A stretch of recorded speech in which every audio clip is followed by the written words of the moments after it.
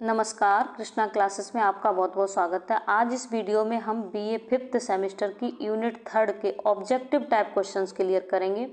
Unit 3 है हमारी trends in 20th century and 21st century fiction. तो इसमें कई हमारे टॉपिक हैं, जैसे मैं आपको बता देती हूँ ओरली एक बार। Detective fiction, science fiction, meta fiction, utopia, dystopia, mythological fiction, campus fiction, space fiction और जंक फिक्शन। ओके, तो इस वीडियो में मैंने में दो टॉपिक दिए हैं, डिटेक्टिव फिक्शन और साइंस फिक्शन। ओके, मैं इस यूनिट की आपकी लगभग 3 या 4 वीडियो अपलोड करूंगी, क्योंकि एक में सारे फिक्शन देने से एक बहुत बड़ी वीडियो हो जाती है, तो उसमें कुछ टेक्निकल प्रॉब्लम्स आ जाती हैं। ओके, तो देखेंगे। देखो, फर्स्ट टॉपिक है ये डिटेक्टिव नोवेल। ओके, या कह लीजिए डिटेक्टिव फिक्शन। ओके, तो ये डिटेक्टिव नोवेल क्या होता है, जैसा कि आपको डिटेक्टिव शब्द से ही समझ में आ रहा होगा। डिटेक्टिव का मतलब होता है जासूस। ओके, जिसमें किसी भी क्राइम का पता लगाया जाता है ना। डिटेक्शन का मतलब होता है पता लगाना या पता लगाने की क्रिया को, ठीक है, जिसमें किसी क्राइम का पता लगाया जाता है, वो क्या कहलाता है, डिटेक्टिव नोवेल होता है। ठीक है, तो फर्स्ट क्वेश्चन है, डिटेक्टिव फिक्शन इज ए सब कैटेगरी ऑफ। तो डिटेक्टिव फिक्शन की जो सब कैटेगरी है, उप कैटेगरी है, वो क्या कहलाएगी, क्राइम फिक्शन। इसका मतलब अपनी अपनी अपनी भाषा में कह लें तो डिटेक्टिव फिक्शन को हम क्राइम फिक्शन भी कह सकते हैं। ओके, तो करेक्ट ऑप्शन ए होगा। अभी हम डिटेक्टिव फिक्शन का बहुत अच्छा उदाहरण है हमारा बीए 5th सेमेस्टर में, ये है हमारी tragedy Oedipus Rex. Oedipus Rex में क्राइम का, एक अपराध का पता लगाया जाता है। इडिपस के राजा लायस, जो पूर्व राजा था, राजा लायस, उसका मर्डर किसने किया, ये गुत्थी उलझी हुई थी, इसको सुलझाना था। तो इडिपस इस चीज़ की कसम लेता है कि मैं जब तक राजा लायस के मर्डर का पता नहीं लगा लूँगा तब तक चैन से नहीं बैठूंगा, है ना। तो आपने पढ़ा होगा इडिपस रेक्स, आपके इस सिलेबस में है फर्स्ट पेपर में। तो अंत में पता चलता है कि इडिपस ने ही उसका मर्डर किया था और इडिपस उसका बेटा है, और अपने पिता का मर्डर करता है, अपनी माँ से शादी करता है जो कास्टा से। ओके, तो यहाँ अगर बात आती है कि Oedipus Rex what type of fiction Oedipus Rex, तो वो क्या है, क्राइम फिक्शन भी है। ओके, नेक्स्ट क्वेश्चन पर चलेंगे। नेक्स्ट क्वेश्चन है question number 2। Detective novel deals with an commission and detection. Okay, तो कमीशन का मतलब होता है एक आयोग, किसी तथ्य को पता लगाने के लिए गठित किया गया आयोग, ठीक है, वो कमीशन कहलाता है। और डिटेक्शन का मतलब होता है एक तरह से पता लगाने की क्रिया। तो detective novel commission of detection of किसके को पता लगाती है, तो उसमें मोटिव्स को भी पता लगाया जाता है, प्रयोजन या इरादा किया गया कोई सबूत, एक्शंस और पनिशमेंट। तो इसका करेक्ट ऑप्शन डी होगा। नेक्स्ट क्वेश्चन है, विच क्लासिकल ट्रेजेडी, कौन सी classical tragedy is fine example of detective tragedy.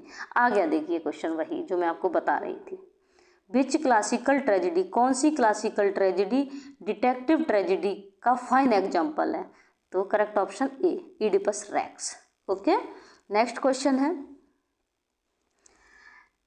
Which period in English lit, अंग्रेजी साहित्य में कौन सा पीरियड इज नोन जाना जाता है, golden age of detective novel, detective novel के गोल्डन एज के रूप में कौन सा पीरियड जाना जाता है, तो वो है 1920 से लेकर के 1930, 10 ईयर्स का समय।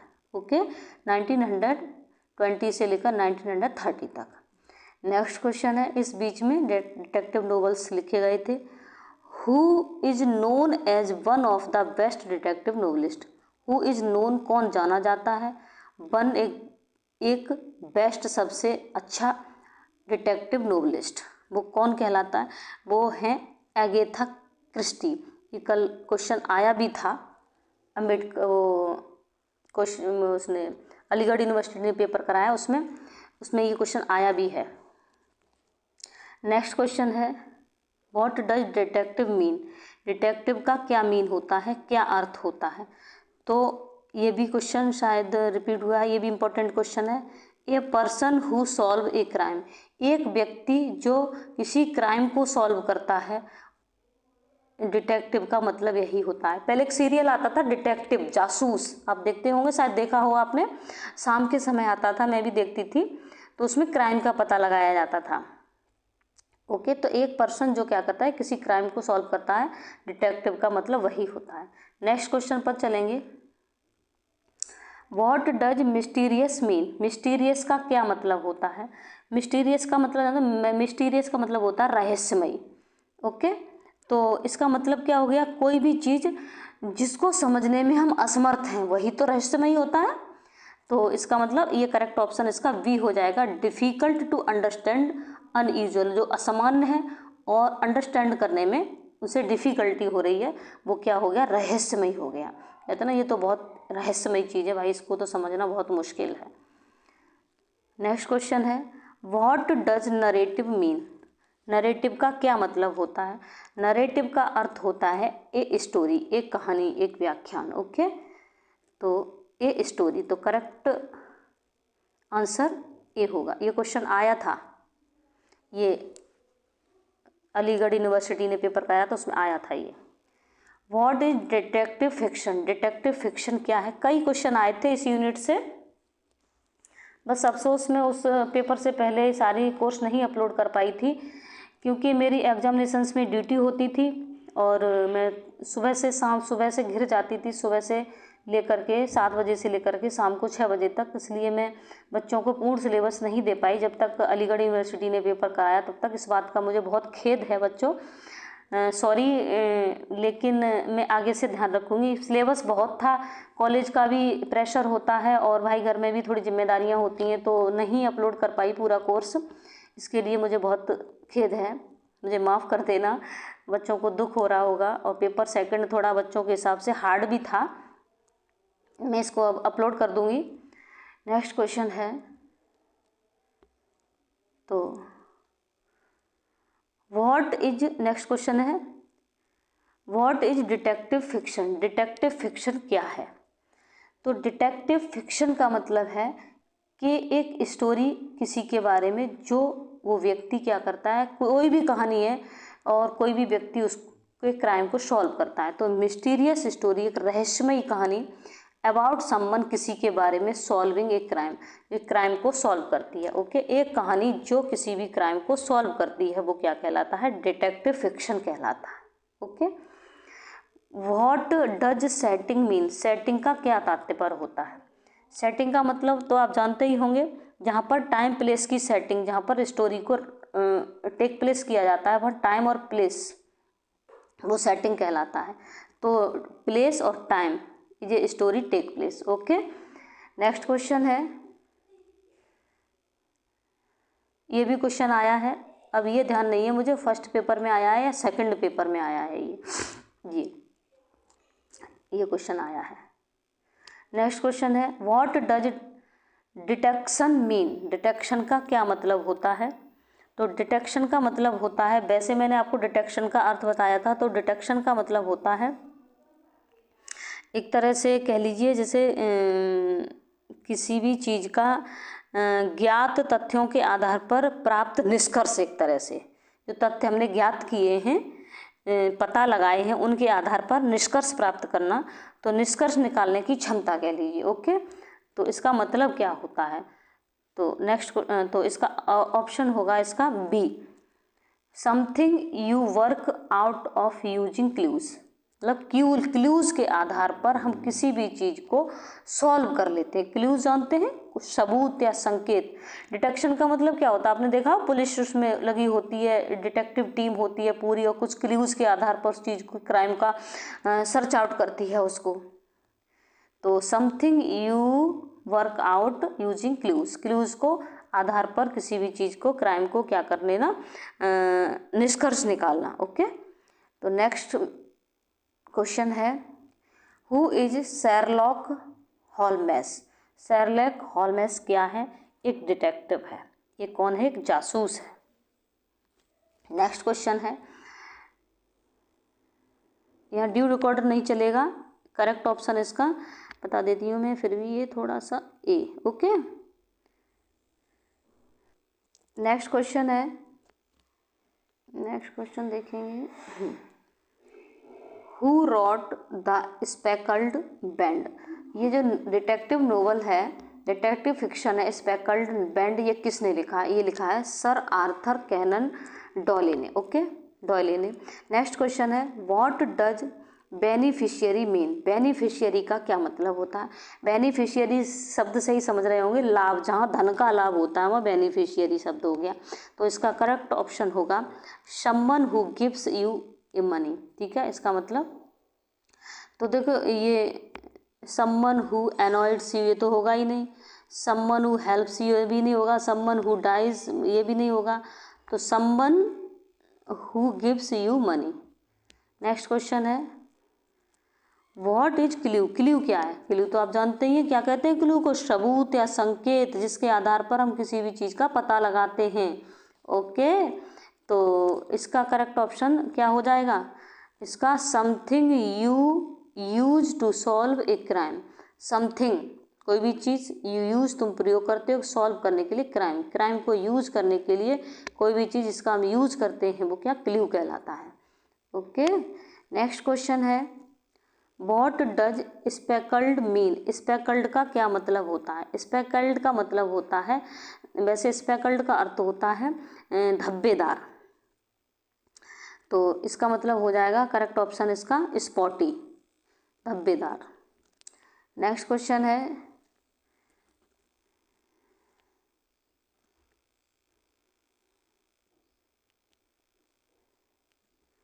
The term queen of crime is used for which type of genre. The term queen of crime, queen of crime term is used प्रयोग किया गया है for which type of genre. किस प्रकार के जेनरे के लिए, किस प्रकार की विधा के लिए इसको यूज किया गया है? इसको यूज किया गया है डिटेक्टिव नोवेल के लिए। ठीक है, जैसे कि शब्द से ही समझ में आ रहा होगा, क्वीन ऑफ क्राइम, क्राइम शब्द से ही समझ में आ रहा होगा, तो इसका मतलब है इसका यूज किया गया है डिटेक्टिव नोवेल के लिए, जासूसी उपन्यास के लिए। जासूसी उपन्यास का मतलब जिस उपन्यास में जासूसी के आधार पर, क्लूज के आधार पर क्राइम का पता लगाया जाता है। नेक्स्ट क्वेश्चन है, how many writers are include in queens of crime. मतलब क्वींस ऑफ क्राइम जो है, ये जो टर्म यूज किया गया है डिटेक्टिव नोवेल के लिए, ये जो है इसको कितने राइटर्स इसमें इंक्लूड हैं? Okay, how many writers are include in queen of crime. 4 writers हैं। कितने हैं? 4 राइटर हैं। वो कौन कौन से हैं मैं आपको नाम बता देती हूँ। एक तो हैं, फर्स्ट है अगेथा क्रिस्टी, ठीक है, दूसरे हैं डोरोथी शेयर्स, तीसरे हैं मार्जरी एलिगन, और चौथे हैं नेगियो मार्स। ओके, नेगियो मार्स हैं। इस तरह से 4 राइटर हैं। ओके, नेक्स्ट क्वेश्चन पर चलेंगे, which writer in queens of crime belong to New Zealand.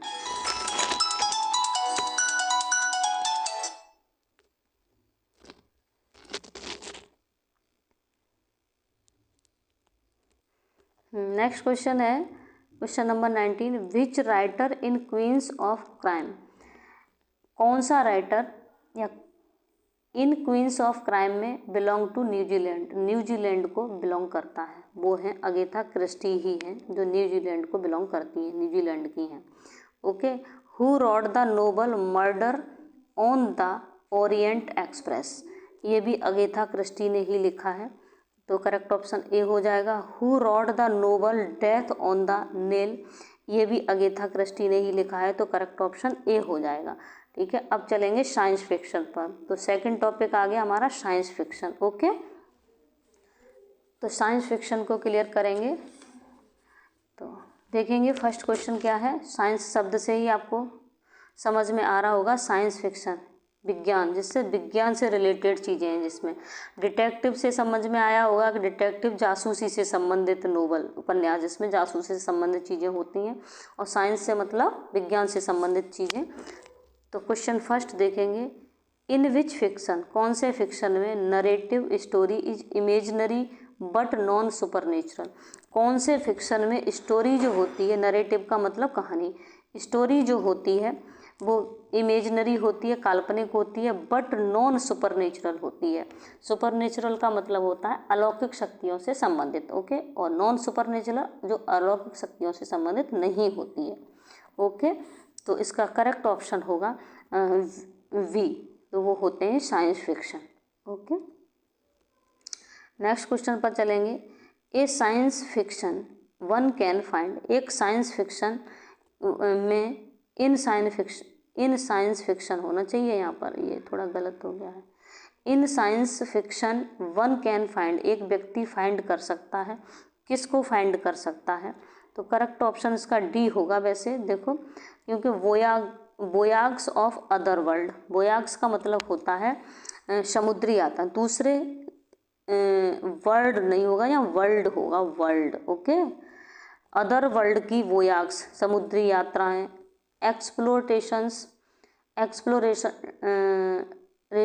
Of space, space की एक्सप्लोरेशंस मतलब स्पेस की खोज यात्रा भी साइंस से संबंधित है। विजिट्स टू अदर प्लैनेट्स, और दूसरे प्लैनेट की यात्रा, ये सभी टॉपिक्स साइंस फिक्शन के अंदर फाइंड आउट किए जा सकते हैं, ओके। तो करेक्ट ऑप्शन इसका क्या होगा? करेक्ट ऑप्शन होगा डी, ओके। नेक्स्ट क्वेश्चन है science fiction largely depend on, science fiction largely किस पर डिपेंड होता है? तो साइंस फिक्शन किस पर डिपेंड होता है?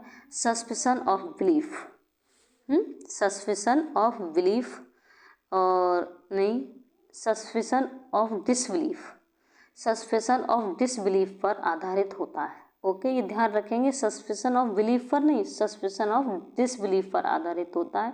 इंपॉर्टेंट क्वेश्चन है ये। नेक्स्ट क्वेश्चन है in science fiction, science fiction में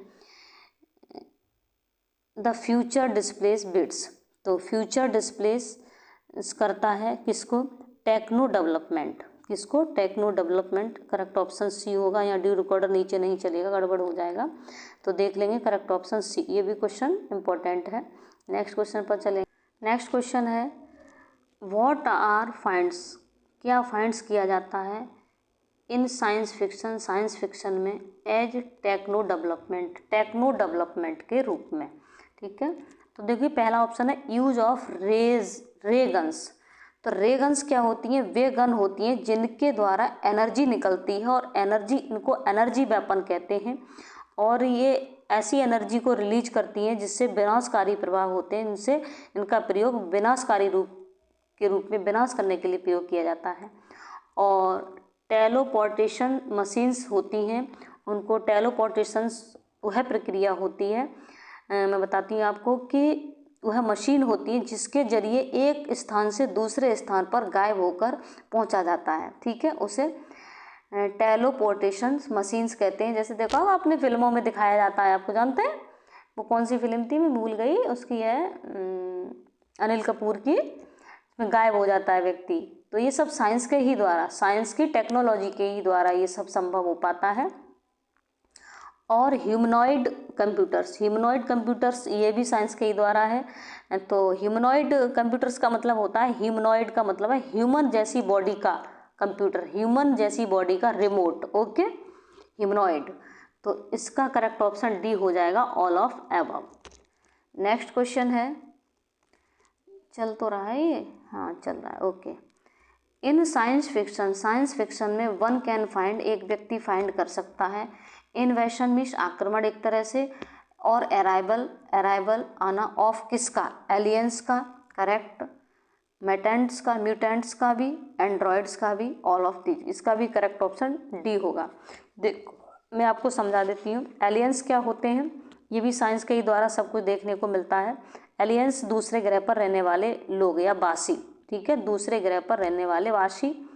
और म्यूटेंट्स जो होते हैं वह जीव जो अन्य जीवों से बिल्कुल अलग होते हैं। और ये एंड्रॉयड एक होती है, एक तरह से कह लीजिए आदमी के समाज, जो एक आदमी का काम करने वाली, एक आदमी जैसा काम करने वाली एक इलेक्ट्रॉनिक डिवाइस, ओके, जिसमें सारी चीज़ें हम कर सकते हैं, ओके, उसको इलेक्ट्रॉनिक एंड्रॉयड्स कहते हैं। नेक्स्ट क्वेश्चन है when by the term science fiction was used first. When कब सबसे पहले साइंस फिक्शन टर्म का यूज किया गया था। तो इसका यूज जो किया गया था वो 1851 में किया गया था। तो करेक्ट ऑप्शन इसका होगा बी 1851। ओके, नेक्स्ट क्वेश्चन होगा इसका, क्वेश्चन नंबर होगा 29। Okay, who first use the term science fiction. और किसने, ये दोनों क्वेश्चन इंपॉर्टेंट हैं, ठीक है, किसने सबसे पहले साइंस फिक्शन टर्म का यूज किया था। तो वो थे विलियम विल्सन थे। तो करेक्ट ऑप्शन इसका बी हो जाएगा। नेक्स्ट क्वेश्चन है, what is the definition of science fiction. ये भी क्वेश्चन इंपॉर्टेंट है। साइंस फिक्शन का मतलब होता है कि इंक्लूड्स साइंस और टेक्नोलॉजी ऑफ फ्यूचर, मतलब वो चीज़ें जिसमें साइंस और टेक्नोलॉजी की, फ्यूचर की टेक्नोलॉजी और साइंस की चीज़ों को इंक्लूड्स किया जाता है, वो साइंस फिक्शन होते हैं। ओके, नेक्स्ट क्वेश्चन है क्वेश्चन नंबर 31। एक मिनट, गड़बड़ हो गया ये। हाँ, नेक्स्ट क्वेश्चन चल रहा था, why is this is a science fiction book. Why means कैसे, इज मीन्स है, दिस इज यह एक science fiction book. Number 1 futuristic setting होती है इसमें, सही है। एडवांस्ड टेक्नोलॉजी होती है, सही है। थर्ड है साइंस बेस्ड करैक्टर्स होते हैं, सही है। तो इसका करेक्ट ऑप्शन डी होगा। ओके, करेक्ट ऑप्शन कौन सा होगा, डी होगा। नेक्स्ट क्वेश्चन है, साइंस फिक्शन में contains all of the following except. मतलब साइंस फिक्शन में निम्नलिखित में से सभी होते हैं, किसको छोड़कर, मतलब किसी एक को छोड़कर कौन कौन से सभी होते हैं, साइंस फिक्शन के अंतर्गत आते हैं। ओके, तो करेक्ट ऑप्शन होगा इसका, देखिए, रोबोट होता है, रोबोट्स साइंस के अंदर आते हैं, एलियन साइंस के अंदर आते हैं, एडवांस टेक्नोलॉजी आती है, विजार्ड्स नहीं आते हैं। तो करेक्ट ऑप्शन इसका सी होगा। ओके, तो विजार्ड्स का मतलब होता है जादूगर। नेक्स्ट क्वेश्चन पर चलेंगे, टाइम मशीन फिट्स करती है विच साइंस फिक्शन करेक्टरिस्टिक्स। कौन सी साइंस फिक्शन करेक्टरिस्टिक्स को टाइम मशीन फिट्स करती है, वो टेक्नोलॉजी को फिट्स करती है। ओके, करेक्ट ऑप्शन सी होगा। नेक्स्ट क्वेश्चन है, सम पॉपुलर, मतलब टाइम मशीन होती है वो फिट करती है विच साइंटिफिक करेक्टराइजेशन, कुछ करेक्टराइजेशन मशीन्स के द्वारा, टाइम मशीन्स के द्वारा उसमें फिट्स किए जाते हैं। ओके, फिट किए जाते हैं। सम पॉपुलर प्लॉट कन्वेंशंस, कुछ पॉपुलर प्लॉट कन्वेंशंस होती हैं, प्लॉट की कुछ परंपराएं होती हैं, रीति रिवाज होते हैं इन साइंस फिक्शन में मे भी हो सकते हैं all of the following except, सभी हो सकते, मतलब किसको छोड़ करके, किसी एक को छोड़ करके निम्नलिखित में से कौन कौन से होता, मतलब एक कौन सा नहीं होता। तो finding a word of fairies और गेंट्स, यही होगा।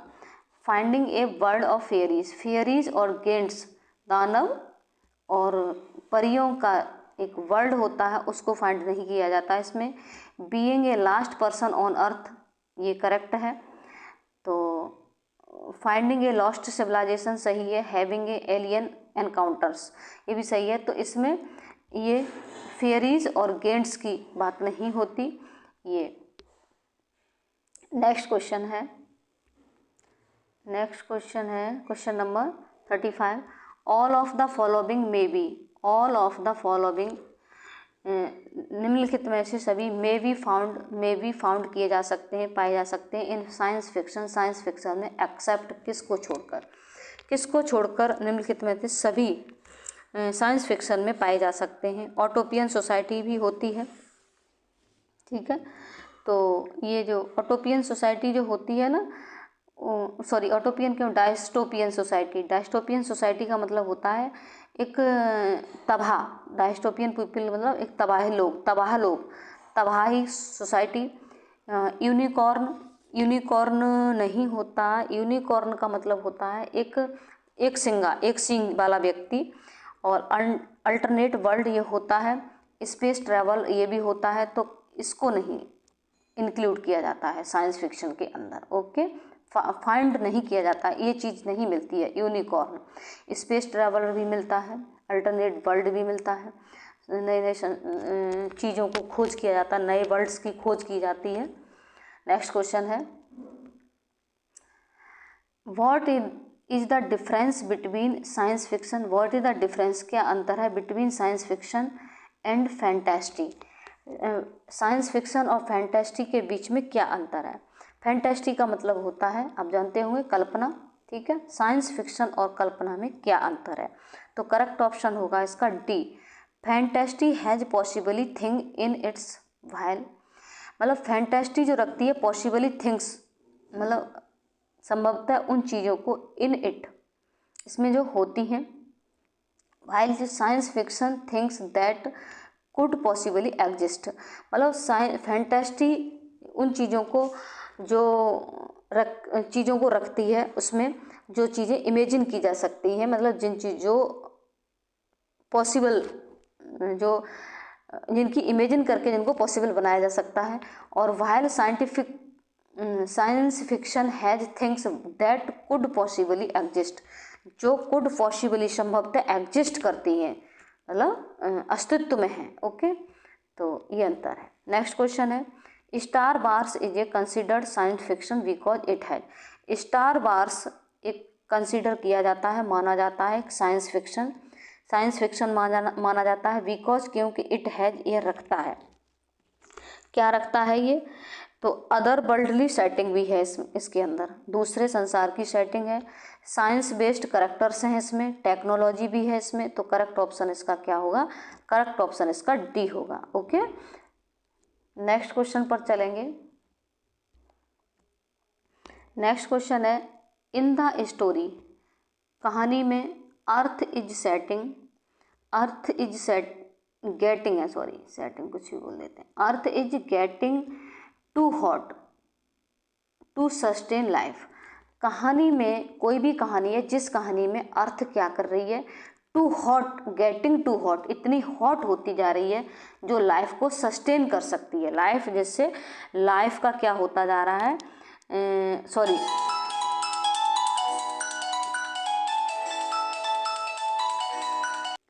हाँ देखिए, इस क्वेश्चन को पुनः रिपीट करेंगे, ये थोड़ा डिस्टर्ब हो गया, फ़ोन आ गया था। इन द स्टोरी, स्टोरी में the earth is getting too hot, earth is getting too hot, earth इतनी हॉट होती जा रही है, to sustain the life, life को सस्टेन करने के लिए, which characteristic would that fit, तो कौन सी विशेषता वुड दैट फिट करेगी इसमें, ठीक है। तो इसका करेक्ट ऑप्शन ए होगा, साइंस बेस्ड प्रॉब्लम। तो ये साइंस बेस्ड करेक्टर्स तो है नहीं, ठीक है, अदर वर्ल्डली सेटिंग नहीं, टेक्नोलॉजी नहीं, तो ये साइंस बेस्ड प्रॉब्लम कहलाएगी। ओके, नेक्स्ट क्वेश्चन है question number 39, what is the definition of science fiction. Science fiction की डेफिनेशन क्या है, ये इंपॉर्टेंट क्वेश्चन है। ओके, तो जिसमें रिपीट हो गया क्वेश्चन, इंक्लूड्स साइंस और टेक्नोलॉजी और फ्यूचर, ठीक है। तो इसको माइंड में बिठा लें, इंक्लूड्स साइंस और टेक्नोलॉजी, और वैसे आप समझ जाएंगे, साइंस शब्द से ही समझ जाएंगे। ओके, नेक्स्ट क्वेश्चन है हु सेड, किसने कहा, फिक्शन इन पोइट्री, पोइट्री में fiction is not the reverse नहीं होता ऑफ ट्रुथ, सच्चाई का, but her soft and enchanting resemblance, लेकिन उसकी सॉफ्ट और इंचेंटिंग का मतलब होता है अद्भुत या करामाती रिजेम्बलेंस होती है, ठीक है। तो ये किसने कहा, तो ये कहा था ये थॉमस कैंपबेल ने। ओके, तो करेक्ट ऑप्शन बी हो जाएगा, थॉमस कैंपबेल। नेक्स्ट क्वेश्चन है who wrote the science fiction utopia, science fiction utopia किसने लिखा, थॉमस मोर ने लिखा। तो करेक्ट ऑप्शन ए हो जाएगा इसका। नेक्स्ट क्वेश्चन है फॉर विच साइंस फिक्शन, कौन से साइंस फिक्शन के लिए Orson Scotland one the Hugo award, तो ऑर्सन स्कॉटलैंड ने ह्यूगो अवार्ड प्राप्त किया था। अब ये समझ लें ह्यूगो अवार्ड होता क्या है, साहित्य अकादमी अवार्ड, ये सारे अवार्ड जानते हैं आप, नोबेल प्राइज। ये ह्यूगो अवार्ड एक एनुअल लिटरेरी अवार्ड होता है for the best science fiction, जो बेस्ट साइंस फिक्शन के लिए दिया जाता है। ओके, तो इसका करेक्ट ऑप्शन होगा सी, एंडर्स गेम। ओके, इस तरह से हमारे 2 टॉपिक क्लियर हो गए हैं इस यूनिट के, एक तो डिटेक्टिव फिक्शन और दूसरा science fiction. Okay, next video में मैं इसकी 3 वीडियो या 4 वीडियो दूंगी। Okay, thank you.